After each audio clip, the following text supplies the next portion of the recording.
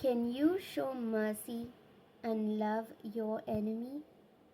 In today's Gospel reading, that is Luke chapter 6, verses 27 to 38, we have Jesus telling his disciples and us to love our enemies, do good to those who hate us, bless those who curse us, pray for those who abuse us, and so on and so forth. For Jesus says, if we do this, we will be called the sons and daughters of the Most High God, because He is merciful. In other words, Jesus is telling us to be like Him, because Jesus has lived His life according to these terms. This Gospel reading reminds me of an instance in the life of Saint Therese of Lisieux. There was this man, Pranzini, who was condemned to death because he had murdered 3 women in France. And Saint Therese was just 16 at that time, and she was in the convent, and she was determined for this man to change his life and be remorseful of his sin. So she prayed for his soul, and she offered small sacrifices to God so that this man would have a realization of his sin and come back to God. When it was time for this man to die, just before he could be guillotined, he asked for the crucifix, and he kissed the crucifix 3 times before he was then ready to die. So this is the power of prayer and sacrifice and mercy that was shown by this Saint Therese, who was just 16 years old.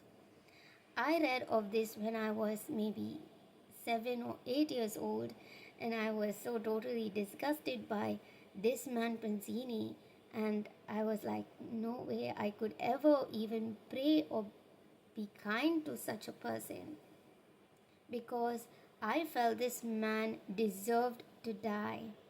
In my small sense of my small mind, I felt this is how justice is. Even in today's day, we feel justice is like this. People need to get what they deserve for justice to be served. However, there was this man Jesus who didn't deserve to die, yet died for my sins.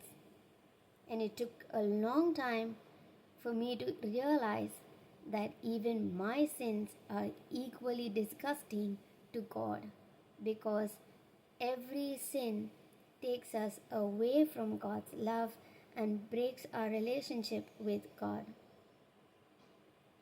So here is Jesus, who has suffered and died on the cross for my disgusting sin, even far before I realized that it is disgusting, far before I realized that my sin is why God has died for me.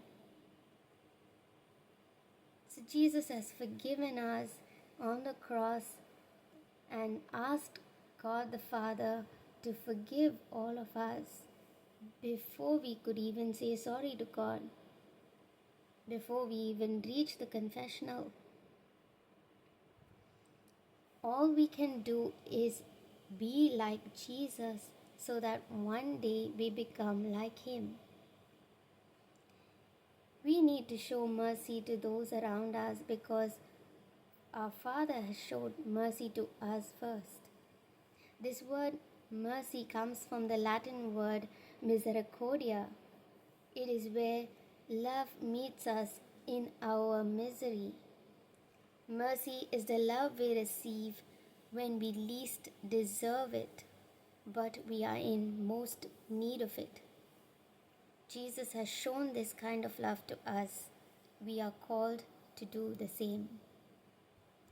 So remember to do good, say good, and take everything to God in prayer. This is my short reflection for today's Gospel reading. I will see you all tomorrow. God bless you all.